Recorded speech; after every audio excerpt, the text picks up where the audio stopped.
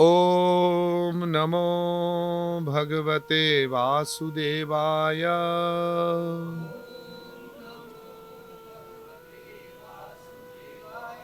ओम नमो भगवते वासुदेवाय।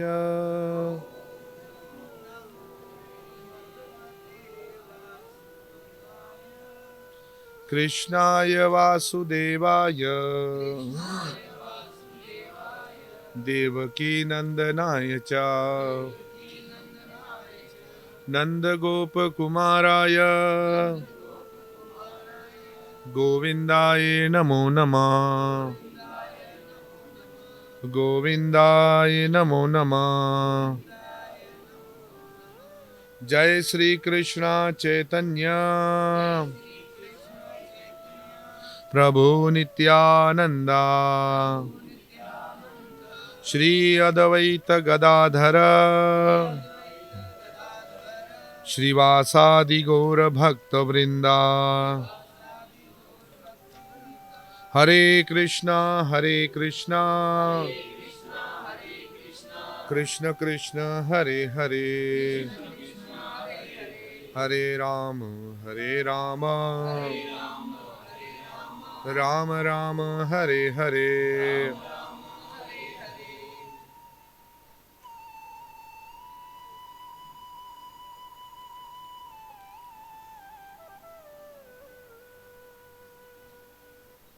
श्याम सुंदर दास ने बड़ी प्रशंसा की मेरी, तो मुझे एक बात याद आ गई। जब नया नया मैं प्रचार में 93-94 में जब हम इस प्रचार कार्य से जुड़े, छोटी सी उम्र थी और जब हरि कथा करते थे तो लोग प्रशंसा करते थे। मेरे पिता के सामने मेरी प्रशंसा करते थे लोग।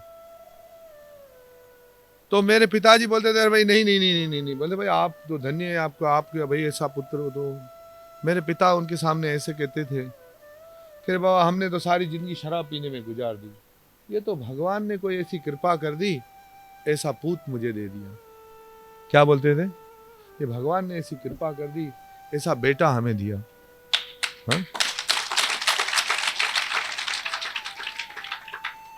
शायद हमारे किसी कुल में किसी पूर्वज का कोई कमाई होगी, क्या पता नहीं भगवान की कोई ऐसी किसी की मुझे दुआ लग गई होगी, पर मुझ में ऐसा कुछ भी नहीं था, जैसे मेरे पिता बोलते थे। तो इस प्रकार से श्याम सुंदर दास ने बड़ी प्रशंसा की, आप लोग ने जितनी श्रद्धा भक्ति भाव मुझे दिया है, मुझ में ऐसा कुछ नहीं है। ये शायद कृष्ण ने ऐसे सारे शिष्य के रूप में ये भक्त जो बड़े बड़े संत मेरे साथ जोड़ दिए हैं, ये उनकी कृपा है, मेरा कोई कमाल नहीं है।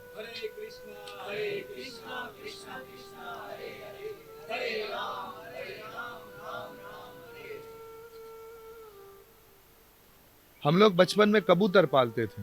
क्या पालते थे? कबूतर। तो कबूतर के नीचे मुर्गी का अंडा रख देते, और वो मुर्गी का अंडा भी थोड़े दिन में मुर्गी के अंडे से बच्चा निकल आता था। तो उसके अंदर से जो वो मुर्गी का बच्चा निकलता था, उसमें कबूतर का कमाल नहीं था, बस कबूतर के शरीर की गर्मी लगते ही वो मुर्गी के वो अंडे से वो बच्चा निकल आता था। इसी प्रकार से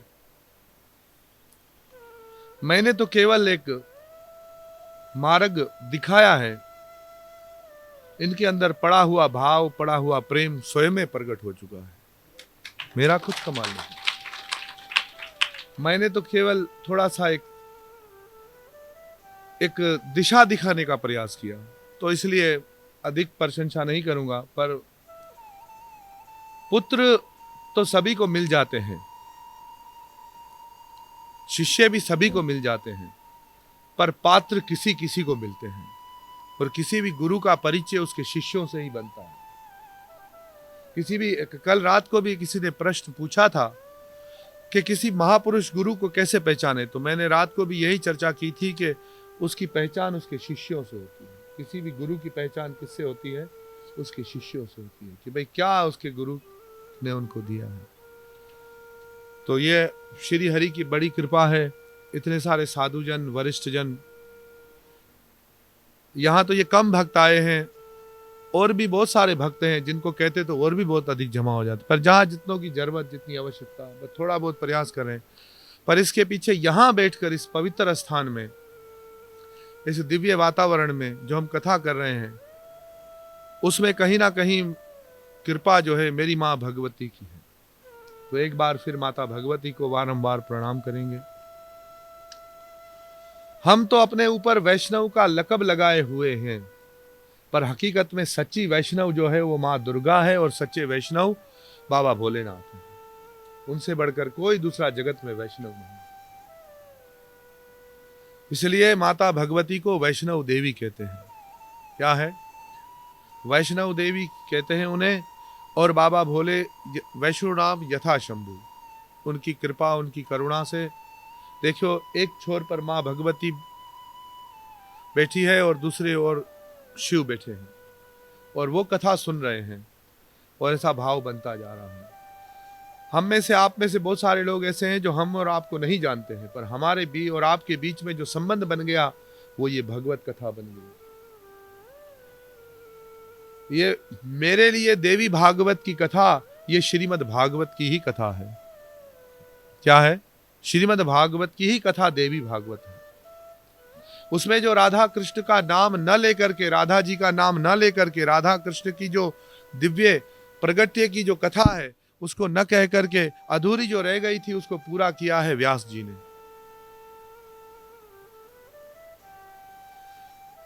और हमने मां गंगा की उत्पत्ति की कथा आप लोगों को सुनाई। अगर गीता जी में प्रवेश करूंगा तो सिद्धांत की बात होगी,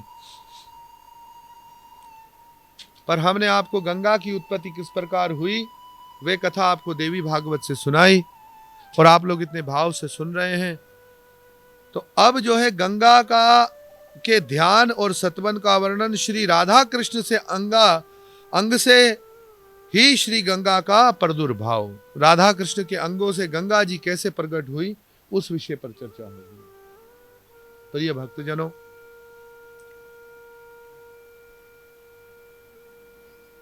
संत तुलसीदास जी ने बहुत सुंदर बात कही है।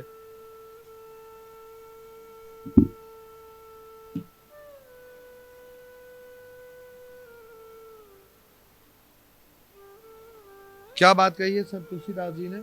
Play by USB drive.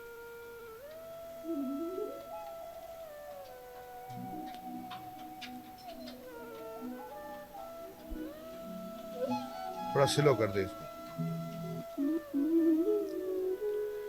Tulsidas ji कहते हैं, संत समागम हरि कथा, तुलसी दुर्लभ दोई। साधुओं का मिलना और साधु मिले, पुराने जमाने में जो साधु मिलते थे वो भजन आनंदी होते थे। आज के जमाने में आपको साधु मिलेंगे, भोजन आनंदी मिलेंगे। गुरु के पास ज्ञान कितना है उस पर नजर कम होगी, गुरु के पास माल कितना है इस पे नजर ज्यादा होगी। पहले मिलते थे भजन आनंदी संत, अभी मिलते हैं भोजन आनंदी संत। संत समागम, साधु भी मिले, पर उन साधुओं के बीच में अगर हरि कथा हो तो बहुत बड़ी बात है। नहीं तो आजकल साधुओं के बीच में भी हरि कथा नहीं होती है, साधुओं के बीच में भी कुछ दूसरी कथाएं होती हैं। संत समागम हरि कथा, तुलसी दुर्लभ दोई। सूत द्वार अरु लक्ष्मी, पापी के घर हो। औलाद, बड़े बड़े मकान और पैसा, ये तो पापियों के पास भी है। बड़े भाग से हरि कथा श्रवण करने का मौका मिलता है। देवी भागवत 9वां स्कंद, अध्याय 12। नारद जी से भगवान श्री हरि नारायण कहते हैं, नारद, यह ध्यान संपूर्ण पापों को नष्ट कर देता है। देखिए, जिन प्रभु के चरणों की महिमा कल श्याम सुंदर दास आप लोगों को बता रहे थे,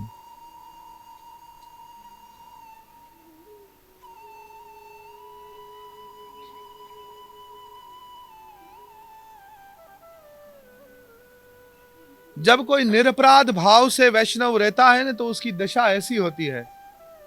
कथा 3 प्रकार से होती है महाराज। एक तो पहली कथा पेट से होती है महाराज। आप लोग बोलेंगे पहली कथा पेट से क्यों होती है? कथा करने वाले का ध्यान यही होता है कि माल कितना मिलेगा, गुजारा कैसे चलेगा। वो कथा पेट से होती है, भले भागवत की करे कि रामायण की करे। दूसरी कथा यहां से होती है महाराज। यहां से जो होती है तो उसमें वाहवाही होती है, तालियां बजती है। तीसरी कथा यहां से होती है। जब यहां से कथा होती है तो आंसू बहते हैं और लोग बह जाते हैं, समय का पता नहीं चलता।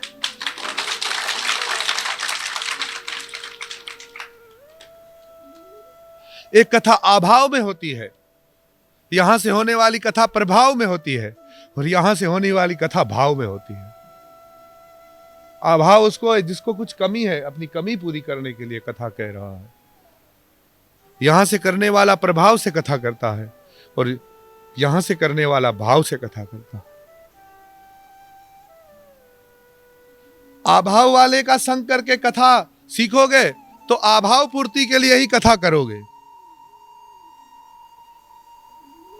प्रभाव वाले के साथ रहकर कथा सीखोगे तो प्रभाव जताने के लिए ही कथा करते रहोगे।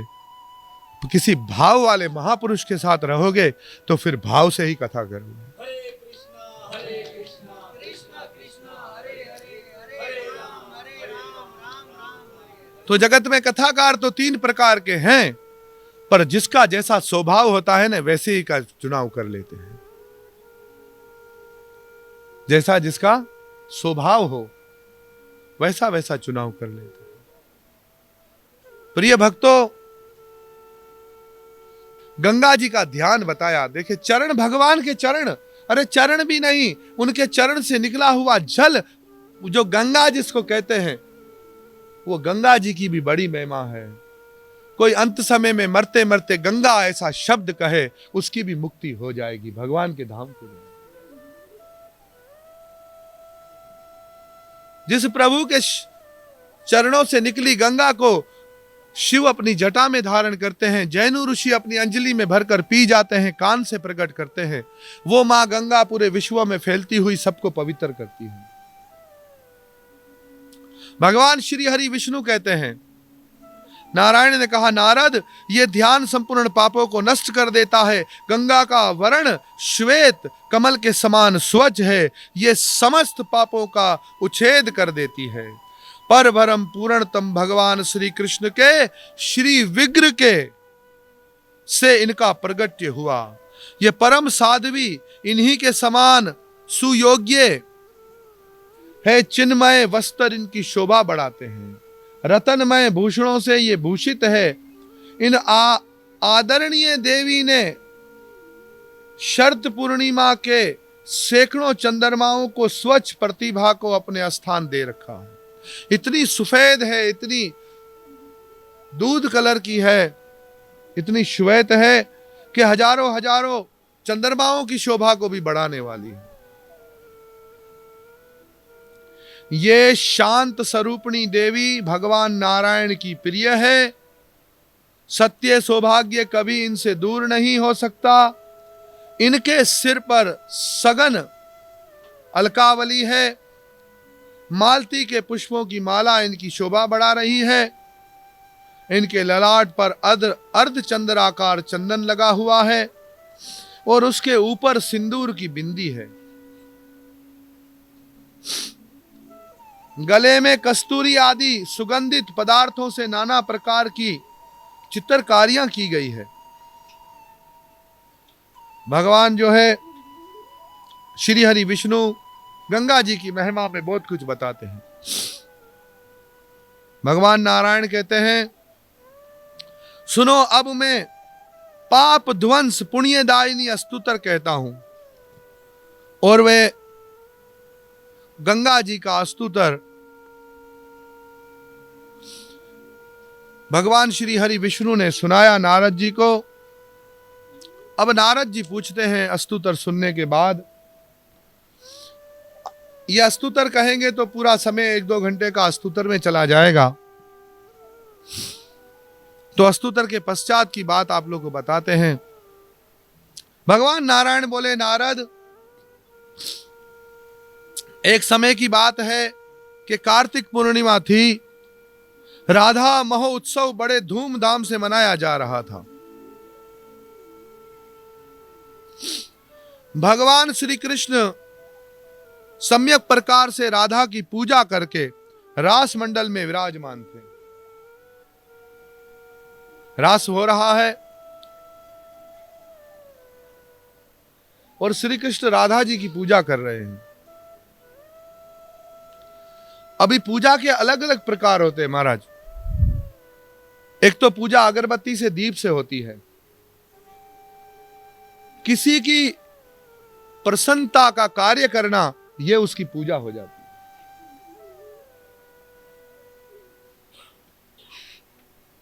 और आप वृंदावन जाएंगे तो वहां निधि वन है।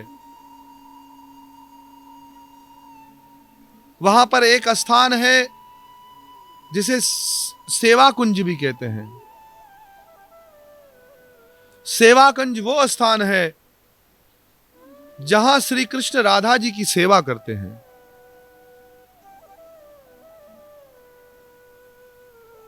किसकी सेवा करते हैं? राधा जी की सेवा करते हैं। उनके केश संवारते हैं, वस्त्र उन्हें अर्पण करते हैं, पुष्प से उनका श्रृंगार करते हैं। और कभी यह सेवा न मिले तो वहां की मिट्टी में लोट लगाते हैं और प्रार्थना करते हैं। ऐसा क्यों है?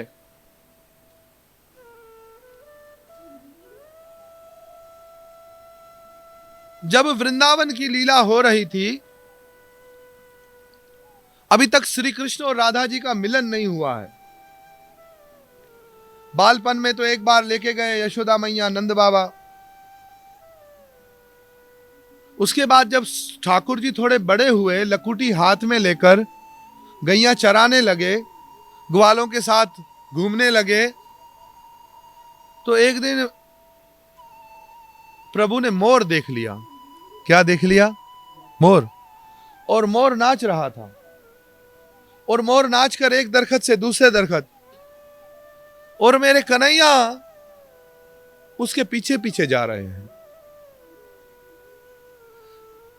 पीछे पीछे जाते जाते मोर सीधा बरसाने चला गया। मोर बरसाने वाली की, बरसाने चला गया मोर। और राधा रानी के महल में जाकर बैठ गया। ठाकुर जी ने ऊपर देखा, और जो बालकोनी के अंदर प्रिया जी भी आकर खड़ी हुई थी। इसको अटारी कहते हैं। हमारी उर्दू भाषा में उसे झरोखा कहते हैं। प्रिया जी झरोखे में आकर खड़ी हुई, और श्याम सुंदर की नजर जब राधा रानी पर पड़ी,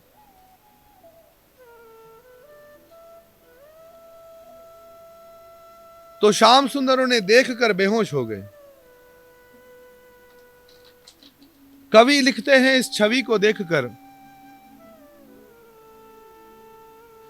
जब देखी वृषभानुजा हृदय उठी हुक, बंसी तो धरी की धरी रह गई, फिर न लागी फूक। भगवान श्री कृष्ण को मदन मोहन कहते हैं।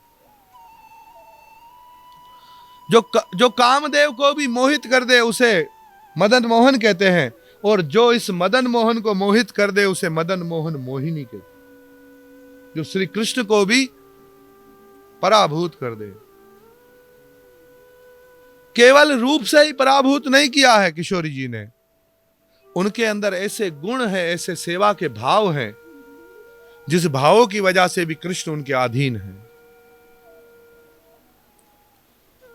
शास्त्र वर्णन करते हैं कि राधा जी कृष्ण से कैसा प्रेम करती है, कि राधा जी कृष्ण से ऐसा प्रेम करती है कि संसार की सबसे गिरी हुई कोई स्त्री हो और कृष्ण का मन उस स्त्री पर आ जाए, तो राधा जी उसे जाकर कहेगी कि मैं जिंदगी भर तुम्हारी गुलामी करूंगी, तुम केवल एक बार आके कृष्ण को प्रसन्न करो। आज की स्त्रियां दावा तो करेगी पर खाली पति किसी का नाम ले ले, उसको 3 दिन तक रोटी अच्छी नहीं लगेगी महाराज, मना के रोटी खिलानी पड़ेगी। पर राधा जी कहती है मेरे श्री कृष्ण की प्रसन्नता किसी वेश्या में हो तो मैं जीवन भर वेश्या की गुलामी करूं, पर उसे कहूं तुम श्री कृष्ण को आकर के थोड़ी देर बात तो कर लो, उसको प्रसन्नता हो जाए। राधा जी ऐसा प्रेम करती है श्री कृष्ण से। प्रेम का अर्थ है जिसमें स्वार्थ ना हो। ये प्रेम के अंदर अगर स्वार्थ आ गया तो फिर प्रेम नहीं, इसे काम कहते हैं।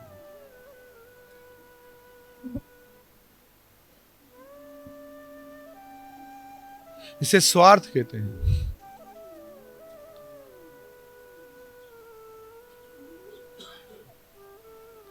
प्रिय भक्तजनों, ये गवलोक की अधिष्ठात्री देवी, जो देवी भागवत जो कहा गया है, न दुर्गा के लिए कहा गया है, न काली के लिए कहा गया है, ये राधा जी के लिए कहा गया है। जो पराशक्ति, आदि शक्ति, जिसको देवी का, ये सारी देवियां तो उसके अंश प्रकट हुए हैं। ये भागवत सामने रखा, देवी भागवत का अध्ययन करिए। परात्पर श्री कृष्ण, जिसको कहते सच्चिदानंद रूपाय विश्व उत्पत्त्यादि हेतवे तापत्रीय विनाशाय श्री कृष्णाय वयम नमः। भागवत में पहले नमस्कार श्री कृष्ण को किया गया। वो श्री कृष्ण किसकी पूजा करते हैं? राधा जी की पूजा करते हैं। स्पष्ट लिखा है यहां पर। रास मंडल में विराजमान थे। तत्पश्चात ब्रह्मा आदि देवता और तथा शौनक ऋषि प्रिया सभी महाअनुभवों ने बड़े आनंद के साथ श्री कृष्ण पूजिता श्री राधा जी की पूजा की और फिर वहीं विराजमान हो गए। इनमें भगवान श्री कृष्ण को संगीत सुनाने वाली देवी सरस्वती हाथ में वीणा लेकर सुंदर ताल दे और सुर के साथ गीत गाने लगी। जब ब्रह्मा ने प्रसन्न होकर एक सर्वोच्च रतन से बना हुआ हार पुरस्कार के रूप में उन्हें अर्पण किया, शिव से उन्हें अखिल ब्रह्मांड के लिए दुर्लभ एक उत्तम मणि प्राप्त हुई।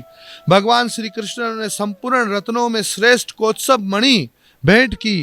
राधा ने अमूल्य रतन से निर्मित एक अनुपम हार, भगवान नारायण ने एक सुंदर पुष्पमाला तथा लक्ष्मी ने बहुमूल्य रत्न, 2 कुंडल सरस्वती ने पुरस्कार रूप में दिए। विष्णु माया ईश्वरी दुर्गा ने नारायणी और ईशना नाम से विख्यात भगवती मूल प्रकृति ने सरस्वती के अंतःकरण में परम दुर्लभ परमात्मा भक्ति प्रकट की। धर्म ने धार्मिक बुद्धि उत्पन्न करने के साथ ही परपंचात्मक जगत में उनकी कीर्ति वस्तु की। अग्निदेव ने चिन्मय वस्त्र तथा पवन देव ने मणिमय नपुर सरस्वती को प्रदान किए। सबसे सारे भेंट लेकर के उन्होंने राधा जी को प्रदान की। इतने में ब्रह्मा से प्रेरित होकर भगवान शंकर श्री कृष्ण संबंधी गीत गाने लगे। शिव राधा जी की स्तुति करते हैं। राधा जी की स्तुति में कहते हैं, मुनिंद्र इंद्र वंदिते त्रिलोक शोक हारिणी, कदा करी शशि हमा कृपा कटाक्ष भाजनम। मुनिंद्र इंद्र वंदिते, बड़े बड़े देवता इंद्र भी उनकी वंदना करते हैं। देवी भागवत का रहस्य सुनिए भाई।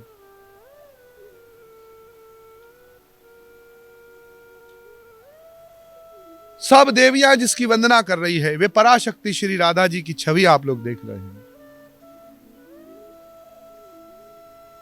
सब वंदना कर रहे हैं और ये त्रिलोक का शोक हरण कर सकती है। क्या कर सकती है? त्रिलोक। श्री राधे बोलो ना प्रेम से, श्री राधे। और शिव उनकी स्तुति गाने लगे, जिसके प्रत्येक शब्द में रस के उल्लास को बढ़ाने की शक्ति भरी थी। बारंबार गाने लगे। उन्हें सुनकर संपूर्ण देवता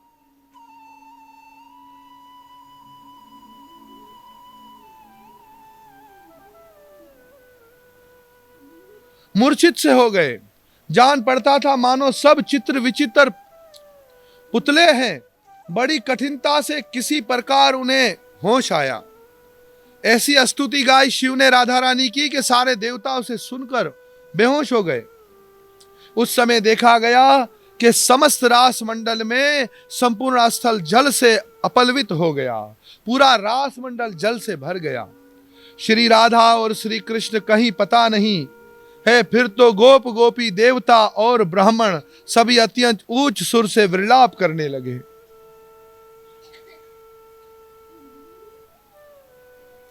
वो भजन बार बार फिर याद आ जाएगा। अब इस तरह राधा और कृष्ण की उपासना आप सब कर रहे थे, चारों तरफ जल फैल गया, राधा कृष्ण दिखाई नहीं दे रहे हैं। तब सब देवता और सब मुनि और गोप गोपियां ढूंढ रहे हैं, राधा कृष्ण प्राण मोरा युगल किशोर, जीवन मरण गति आर नाही मोर। सब राधा कृष्ण को ढूंढ रहे हैं।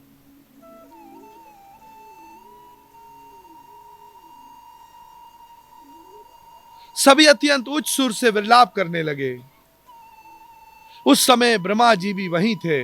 उन्होंने ध्यान के द्वारा भगवान श्री कृष्ण का पुनीत विचार समझ लिया। भगवान श्री कृष्ण ही श्री राधा के साथ जलमय हो गए हैं।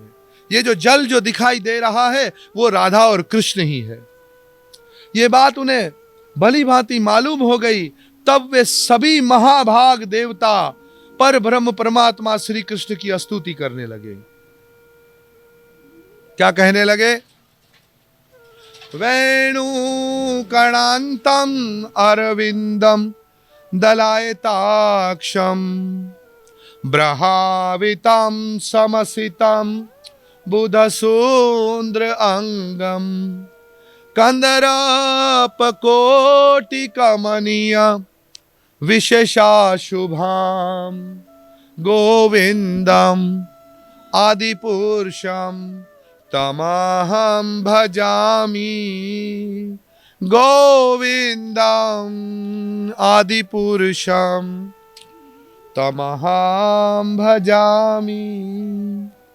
अंगानि यस्या सकले इंद्रिये वृत्तिमान्ति पश्यन्ति पान्ति कल्यान्ति चिरं जगान्ति।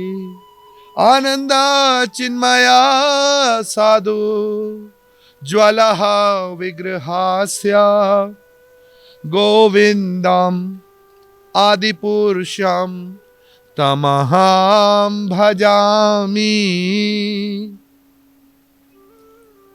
सब ने अपनी प्रार्थना सुनाई। विभु, हमारा केवल यही अभिष्ट वर है कि आप अपनी श्री मूर्ति के हमें पुनः दर्शन करा दे।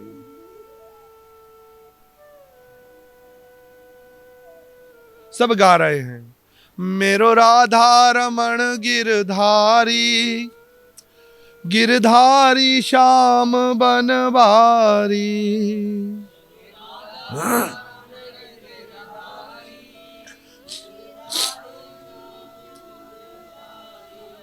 हो गिरधारी श्याम बनवारी, गिरधारी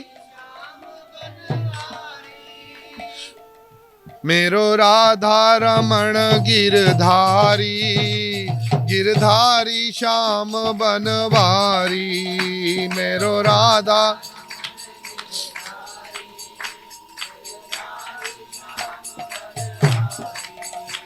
गिरधारी श्याम बनवारी।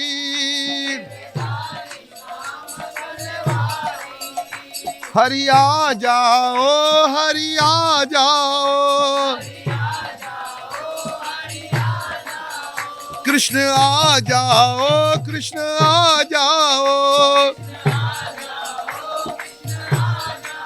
राधे आ जाओ, राधे आ जाओ, हरि आ जाओ, हरि आ जाओ। हे मेरो राधा रमण गिरधारी, गिरधारी श्याम बनवारी। मेरो राधा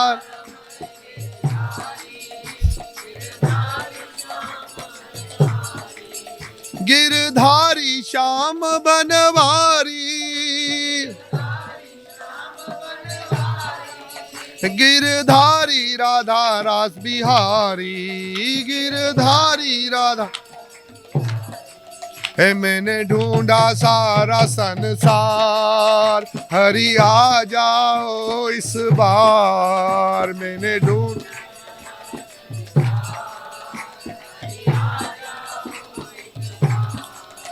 हरि आ जाओ, हरि आ जाओ, कृष्ण आ जाओ, कृष्ण आ जाओ, हरि आ जाओ, हरि आ जाओ। मैंने ढूंढा सारा संसार, हरि आ जाओ एक बार।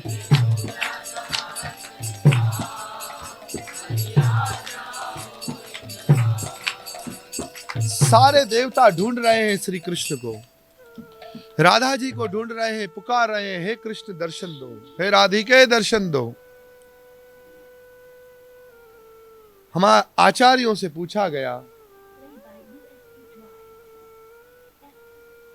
आचार्यों से पूछा गया भजन किसे कहते हैं? बोले राधा कृष्ण को ढूंढना यही भजन है। क्या है? जैसे मेरा हनुमान मां जानकी की दी हुई माला के मोती मोती को तोड़कर ये देखना चाहता है कि किस मोती में राम है। अरे इतनी कीमती माला देने पर यह हनुमान तो रहा बंदर का बंदर, सब मोतियों को दांत से दबाकर तोड़ रहा है। अरे ये कीमती मोती की अहमियत नहीं जानता है। हा? ऐसा ही संसार में कोई हरि भक्ति में लग जावे, लोग कह रहे मूर्ख, कोई कमावे कजावे कुछ बनावे, हैं कहां लग गए राम राम करने में। हैं पर क्या है कि अपने जीवन के क्षण क्षण में ढूंढो कि मेरे राम कहां है, मेरा कृष्ण कहां, मेरा श्याम कहां।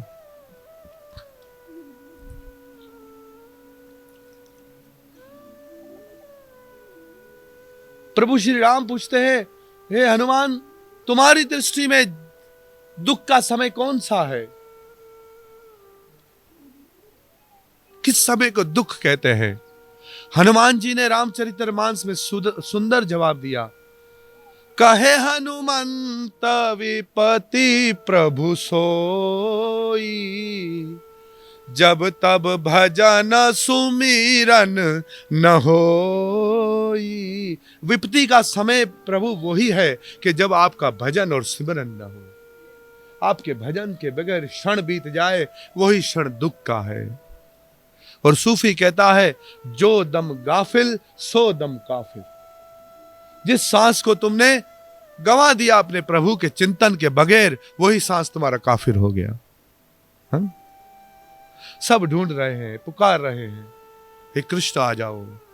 हमारे आचार्य वृंदावन में घूमते हुए रूप सनातन रघुनाथ भट्ट, गोपाल भट्ट, रघुनाथ दास गोस्वामी, ये आचार्य सारे ब्रज में घूमते हुए कहते, हे राधे हे राधे ब्रज देवी के, हे नंद सुनो कुता। हे राधा रानी तुम कहां हो, हे कृष्ण तुम कहां हो।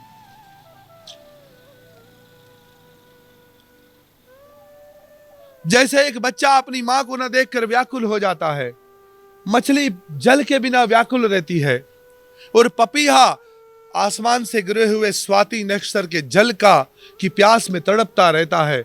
ऐसी तड़प जीवन में आए तो फिर भक्ति की शुरुआत होती है महाराज। ये तड़प जीवन में आए। हमारे पास तो क्या है, लोग बोलेंगे चलो चलो हल हल जल्दी दर्शन कर, निकरो पौरी वापस डिस गाड़ी निकली नहीं, भंडारो खत्म थी, हल सही भंडारो तो चयो भी तो ॾिस अगम हाण जेको जो माल सुठो सो सब खाइया। ये तो खबर मांगे है जगह हरे कृष्ण नारायण मांगे खा रहे या भूख्या अगम सभिनी का बेई दिन पे उथनी को तो चयो वे जल्दी कर। हा? एक थोड़ी देर के लिए थोड़ा एक भजन हो जाए तो बस इधर जाते हैं, पर लगे लगन लगे। लाली मेरे लाल की जित देखूं थित लाल ही देखन मैं गई मैं भी हो गई लाल। रंग लगे ना, किसी महापुरुष के चरणों का रंग लग जाए, किसी की भक्ति का रंग लग जाए।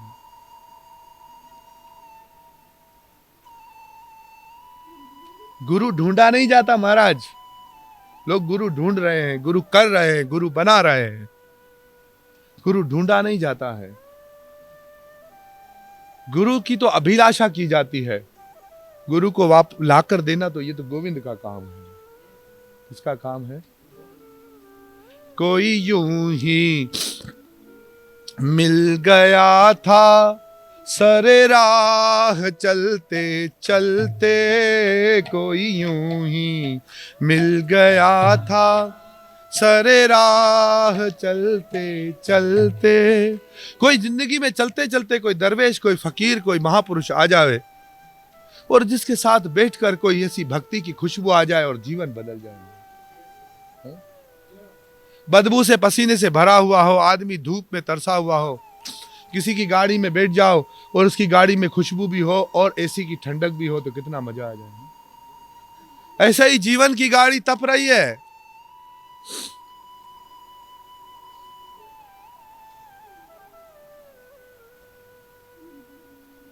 जीवन की गाड़ी तप रही है। सकल सृष्टि का राजा दुखिया, हरि को भजे सो नर सुखिया। महाराज,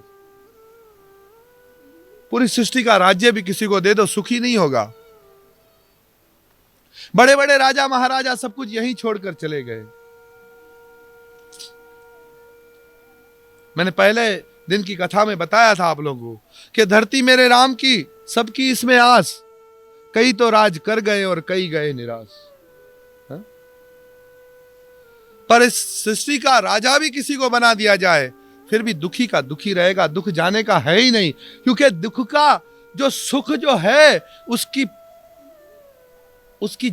पहचान हो ही नहीं पा रही है। और सुख किसमें है? सुख तो उस प्रभु में है जो सुख स्वरूप है। कोई दरवेश मिल जाए, कोई संत मिल जाए जिससे थोड़ी सी खुशबू आ जाए ना हरि नाम की,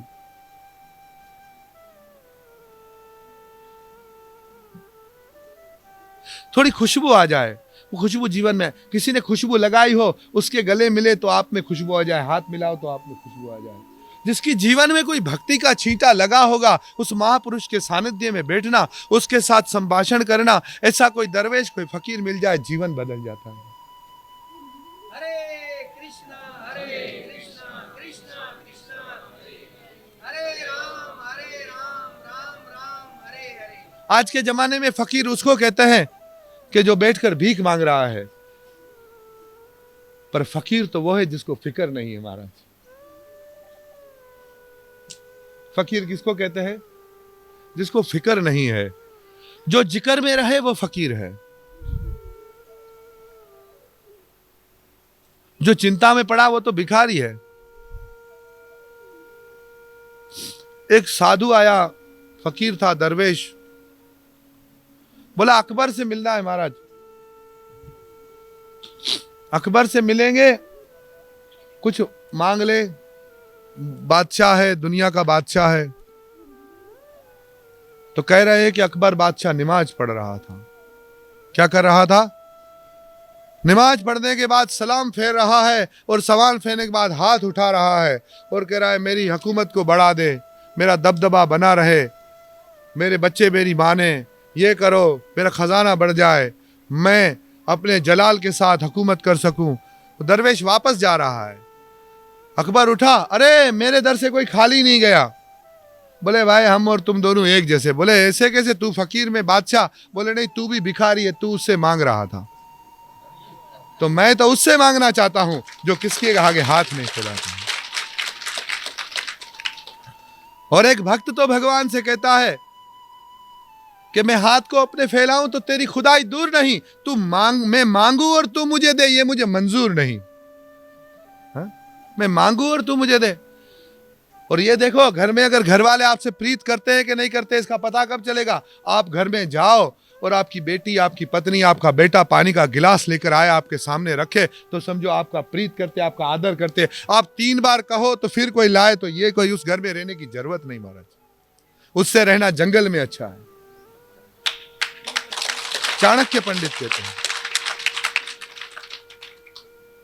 चाणक्य पंडित कहते हैं कि अगर घर के अंदर आदर भाव नहीं है, कोई तुम्हें पूछता नहीं है, घर में प्रेम नहीं, तुम्हारी बात कोई रखता नहीं है, तो घर में और जंगल में कोई फर्क नहीं। तो महाराज फिर घर जंगल में रहो, क्योंकि घर अगर जंगल जैसा हो जाए और लोग जानवरों जैसा व्यवहार करे, फिर उस घर में परिवार में क्या रखा है? तो घर जंगल जैसा बन जावे। इसीलिए जीवन को बदलने की दिशा, कोई जीवन में सतगुरु, कोई दरवेश आ जाए, कोई भक्ति की चाह जगा दे। कबीर सब जग निर्धना, धनवंता नहीं कोई, धनवंता सोई जानिए जको राम नाम धन हो। अब सब ढूंढ रहे हैं, किसको ढूंढ रहे हैं? राधा कृष्ण को।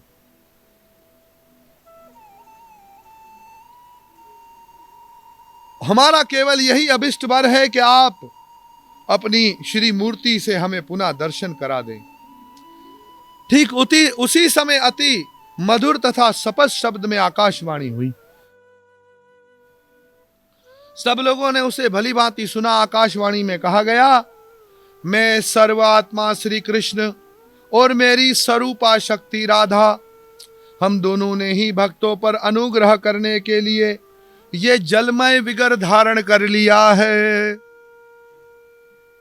हमने जल का स्वरूप धारण कर लिया है। सुरेश्वरो, तुम्हें मेरे तथा इन राधा के शरीर से क्या प्रयोजन? मनु मुनि मानव तथा अगणित वैष्णव जन मेरे मंत्रों से पवित्र होकर मुझे देखने के लिए मेरे धाम में आएंगे। ऐसे ही तुम्हें भी यदि स्पष्ट दर्शन करने की इच्छा हो तो प्रयत्न करो। शंभु वहीं रहकर मेरी आज्ञा का पालन करें। विधाता ब्राह्मण, तुम स्वयं जगत गुरु शंकर से कह दो कि वे वेदों के अंगभूत परम मनोहर विशेष शास्त्र अर्थात तंत्र शास्त्र का निर्माण करे और उसमें संपूर्ण अभिष्ट फल देने वाले बहुत से अपूर्व स्तोत्रों का गान करें और ये जो मेरा जो जल है इसका सब पान करें। गौलोक में रहने की सुविधा। और कहते हैं कि यदि कोई मेरी बताए हुए मार्ग पर न चलेगा, इन तंत्र शास्त्र का अपने जीवन में उपयोग नहीं करेगा, तो किसी को भी गौलोक में रहने की सुविधा नहीं होगी। जो मेरी बात नहीं मानेगा, तो लोग शिव जैसे वैष्णवों से सीखकर मेरी भक्ति करेंगे, फिर ही वो मेरे गौलोक में क्या है, आ सकते हैं। तो जो इस बात को नहीं मानेगा वो कभी भी मेरे धाम को नहीं आ सकता है। आकाशवाणी के द्वारा